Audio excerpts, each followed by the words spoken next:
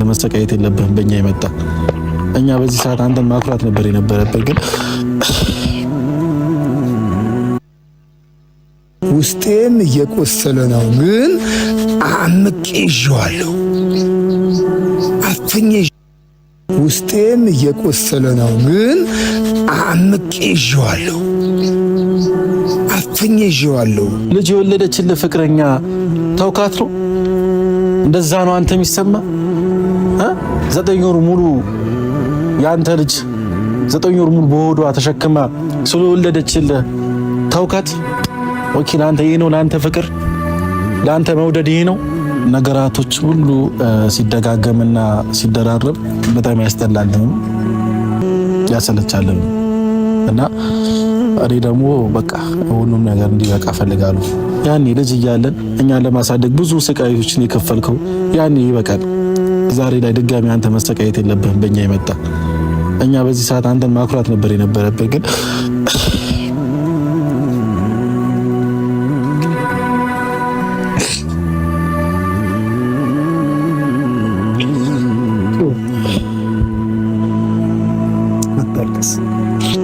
አሁን እንዴት መሰለህ የለቅሶም ዘመን የለቅሶም ጊዜ እንግዲህ ያልፋል።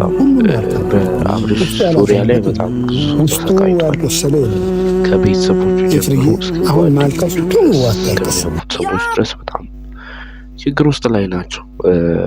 እንግዲህ አብርሽ ለራሱም ሸክም ነው፣ ለቤተሰብም ሸክም የሆነ ሰው ነው። በጣም ከባድ ባህሪ ያለው ሰው ነው። የእሱ ችግር ሳያንሶ ይህ ችግር ለቤተሰቡ ውርደት እያመጣ ነው። ወንድሙን እያስጨነቀ ነው። ከዛም አልፎ አባትየውንም እያስጨነቀ ነው። እንግዲህ የአብርሽ ነገር በጣም አስቸጋሪ ነው። ምን ብለን እንደምንናገር አናውቅም። ግን አብርሽ ከባድ ጸባይ ያለው ልጅ ነው። እንደዚህ ብለን የምንናገረው አይደለም። ብቻ ለቤተሰብ ይህን ያህል ሸክም ሆኗል። ኤፍሬምም በጣም ሼም እንደያዘው ነው እየተናገረ ያለው። ያው እንግዲህ ምን አይነት ነገር ውስጥ እንዳለ ቪዲዮን አይተን እንላለን። ሰላም የተወደዳችሁ የዩቲዩብ ቻናል የቤተሰቦች ግሬስ ፋሚሊዎች ነን። ግሬስ ፋሚሊ ያው ከዚህ በኋላ በደንብ አድርገን ከእናንተ ጋር ስለ ግሬስ ፋሚሊ በደንብ አድርገን ዲፋይን የምናደርግበት ቻናል ነው። ቻናሎቻችን አዲስ ስለሆነ ሁላችንም ለግሬስ ፋሚሊዎች ለዚህ ቤተሰብ አዲስ ስለሆነን ፎሎ ሰብስክራይብ በማድረግ እንድትጀምሩ ጠይቃችኋለሁ። ላይክ ማድረግ አትርሱ። እንቀጥለው። አፍሮ ጸጉር ትኩረት ይገርማል፣ የገጽ ማማር ወንዳ ወንድነት ጌትያል። ባለፈው ቪዲዮ ሰርቼ ነበር። አብዛኞቻችሁ ልክ ነው የተናገርከውና ነገር እያላችሁ ነበርና ዛሬም በአንድ ቪዲዮ ወደ እናንተ መጥቼላችኋለሁ። ምን መሰላችሁ ቤተሰቦች፣ ያው በዚህ ሁኔታ ውስጥ ብዙ እያዘኑና ብዙ እየተከፉ ያሉ ሰዎች አሉ። በጣም ከመላችሁ በላይ ብዙ እየተከፉ ያሉ ሰዎች አሉ። ከነዛ ውስጥ አንዱ እኔ ነኝ። ግን ዛሬ እዚህ ጋር የተገኘሁበት ዋነኛው ምክንያት ጋሽዬ ነው። ዋነኛው ምክንያት ዛሬ እዚህ ጋር የተገኘሁበት በጣም አባቴ እየተንገላታ ነው ከመላችሁ በላይ። እኔ አባቴ በጣም ነው የምወደው፣ በጣም ነው የማከብረው። በጣም ትልቅ ደረጃ ደርሼ አባቴን ነው ማኩራት የምፈልገው። ግን ዛሬ ላይ ደግሞ እንደዚህ እየተንከራተተ ማየት አልፈልግም። እንደዚህ ሲሆን ማየት አልፈልግም። እናቴም እንደዛው በእኔ መጣ በእኛ በልጆቹ ይመጣ እሷ መታመም የለባትም፣ ታማሚ መሆን የለባትም። እና ለዛም ነው ዛሬ ከአዲስ አበባ ቡታጀራ የመጣሁት። ጋሽዬን ጠርቼዋለሁ። ቤት ውስጥ ማግኘት አልፈለኩኝም እሱን። ምክንያቱም እናቴ ያለች፣ እናቴ ደግሞ እንደዚህ አይነት ነገር ውስጥ ከእሷ ጋር ማውራት አልፈልግም። እሷን ማስጨነቅ አልፈልግም። እሷ ስትጨነቅ ስለሚያማት ከዚህ በፊትም ተደጋግሜ እነግራችኋለሁ። እናቴ ስትጨነቅ ስለሚያማት እሷን ደግሞ ማስታመም አልፈልግም። ብችል እንደውም እሷን የሚያስደስት ነገር፣ እሷን የሆነ ነገር የሚያደርግ ነገር ነው ማድረግ ያለብኝ በዚህ ሰዓት እንጂ ሌላ ሴት ልጅ ጋር ነው። እኔ እንጃ ገና ልጁ ከተወለደ 1 ወር ነው ምናምን ነው። 1 ወር ላይ ሙሉ አይመስለኝም። ግን በጣም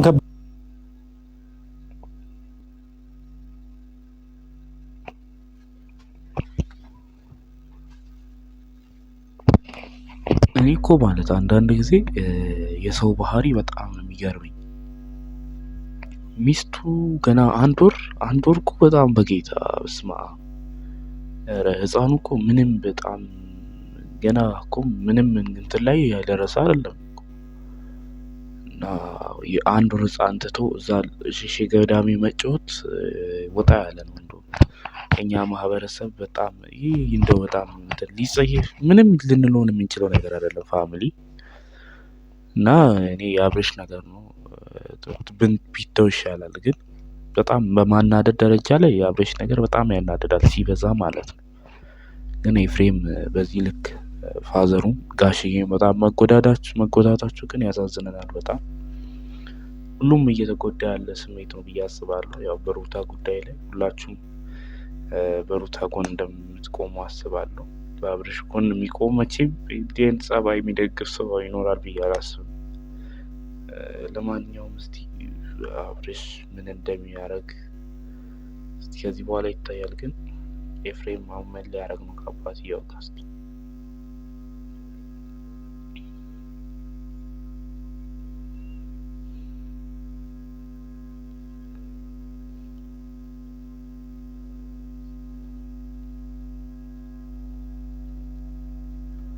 ሰው እኮ ማለት ዳሩ ላይ ችግር ካለ መፍታቱ ይቅር፣ ሌላ ይቅር፣ መፍታቱ ይቅር ይቀመጥ። ነገር ግን አንዱ ነገር ነው ለገና ይሄ የምሬ ነው እግዚአብሔር ፍላጎት የመግባት ነገር ነው እንጂ ፋሚሊ አቤልንም ማግኘት አልቻልኩኝም። ላወራው ፈልጌ ነበረ፣ ስልክ ደውልኝ መስተካከል እየሞከርኩ ነው።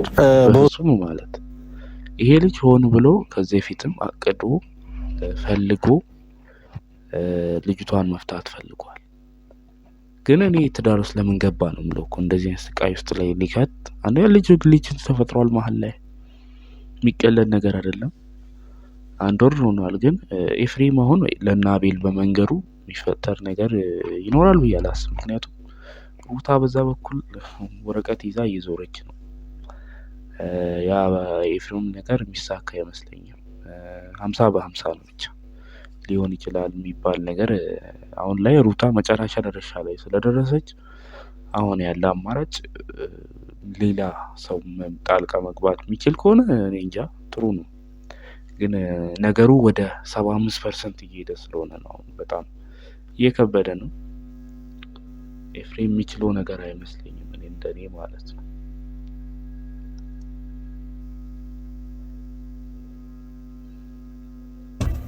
በቃ ይሄ ሁሉ ነገር እየፈጠረ ያለው ለምን ምንድን የሩታ ፍቅር ጠፍቶብህ ነው አይደለም ወይስ የሩታ ፍቅር አለቀብህ ቀነሰብህ? ኤፍሬም ያላወቀው ነገር ልጁ የሆነ ነገር ሩታን ያፈቀረበት ወይ ጊዜያዊ ፍቅር ሊሆን ይችላል። ጊዜያዊ ፍቅር ትዳር ላይ አንድ ሰው እንዲቀጥል የሚያደርገው ጊዜያዊ ፍቅር፣ ቀጣይነት ያለው ፍቅር ማለት ነው፣ ከስሜት የራቀ። ኤፍሬም አሁን ያወራው ነገር እንደዚህ ጥያቄ ይሄ ግልጽ ነው። አሁን አብርሽ እኮ ቢፈልግ ኖሮ ቀጣይነት ያለ ፍቅር ትዳር ውስጥ ከገባች ጀምሮ ጊዜያዊ ፍቅር ራሱ ቢሆኑ ማስቀጠል አለበት ግዴታ ነው። ግን እንደዚህ ልጁን ሆን ብሎ እንዲህ ወደ ሌላ ምክንያት ፈጥሮ እንዲጣላ ያደረገበት ምክንያት ጊዜያዊ ፍቅር ነው፣ ለስሜት ነው የቀረባት። ይሄ ግልጽ ነው፣ የሚካድ አይደለም፣ ያለ ጥርጥር ማለት ነው። እንደዛ ነው። ልጅ የወለደችልህ ፍቅረኛ ተውካት ነው። እንደዛ ነው አንተ የሚሰማ 9 ወር ሙሉ ያንተ ልጅ 9 ወር ሙሉ በሆዷ ተሸክማ ስለወለደችልህ ተውካት።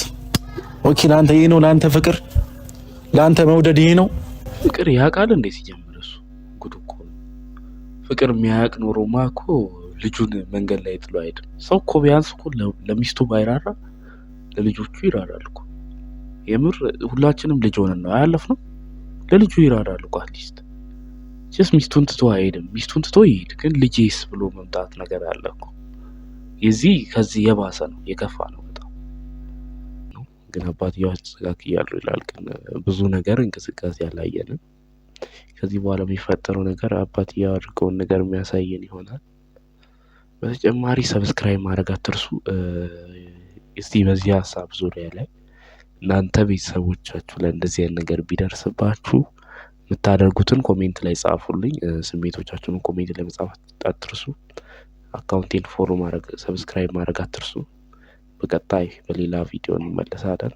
ይመቻችሁ።